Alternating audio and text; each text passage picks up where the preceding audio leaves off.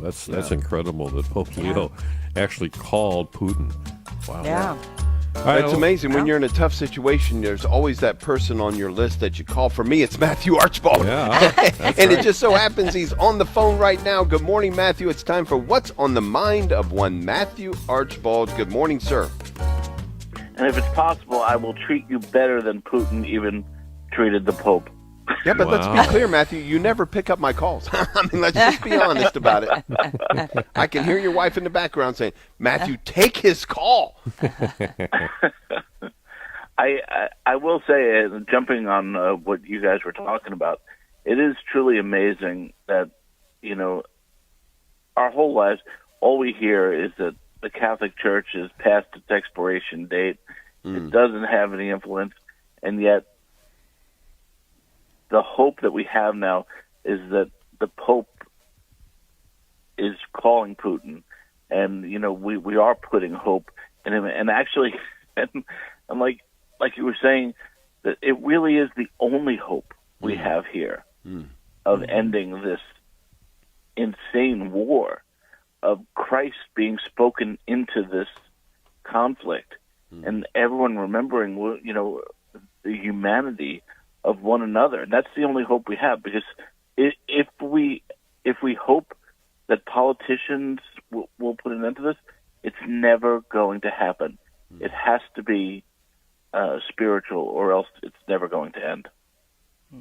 Yep. Yeah, and again, we as our fodder, we use Matthew's website, creativeminorityReport.com, for the fodder for our conversation. But you just posted a story that I find fascinating and a good thing to reflect upon. The title, "We Are the Generation We've Been Waiting For." Well, we better be. Referring back to Barack Obama's statement that we are the ones that we've been waiting for. And now all of a sudden, we're not producing any more children, so we must assume it just doesn't get better than this, so we're not going to do it. It's just crazy, crazy where this has gone, Matthew.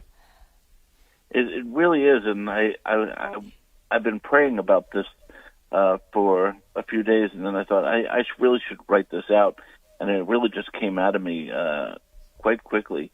And it is shocking once you put it into relief. When you really look at what's going on in America right now, saying something that we are the generation we're waiting for. And now you see, marriage rates are declining, birth rates are declining. And, once you say that, I'm here, I'm the one we've been waiting for, you stop living for others. For thousands of years, all we thought about was, make the world maybe a little bit easier for my children. Maybe make their toil a little more fruitful, if not easier. You know what I mean? And that's really how we lived.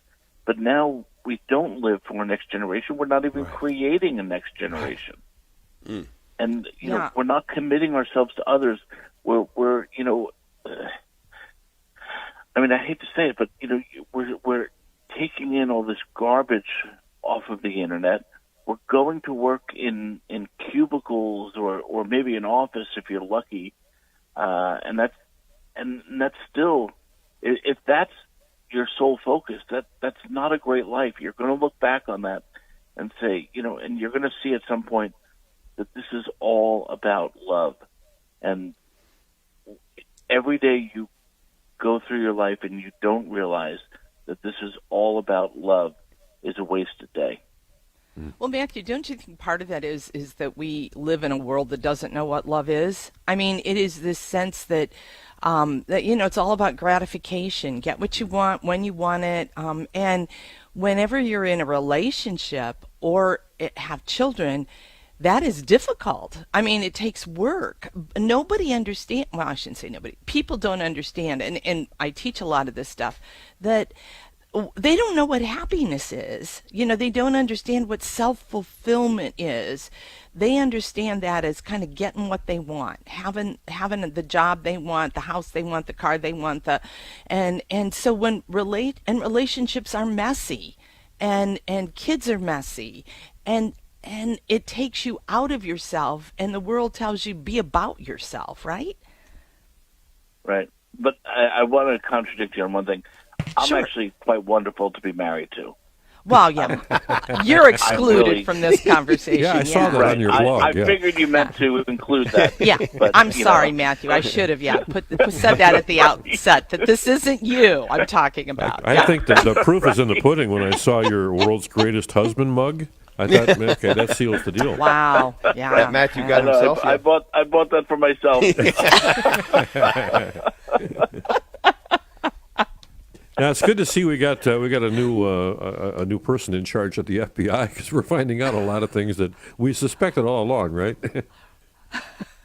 Isn't this crazy? The FBI. It turns out that the FBI was not being honest with us. Can you believe that? My goodness, yeah. We are all shocked. Everyone put on their shocked face. Really? Wow. Big eyes here. Remember so they said that memo that came out. Remember the whistleblower released the memo warning that Catholics were this dangerous group and that we really needed to investigate them. And then when the whistleblower came out, they said, "Oh, that just someone wrote it, and no one, it wasn't sent out." Well, now it turns out that in fact, it was widely distributed to well over 1,000 FBI employees across the country, warning about Catholics.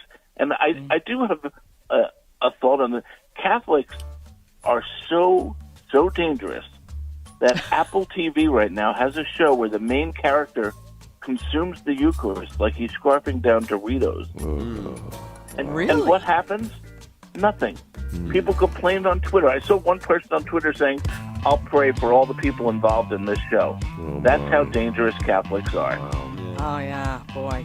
Well, you to find the it all streets. on CreativeMinorityReport.com. Matthew, Archbold, always wonderful to pick your brain. We never know what's going to spill out.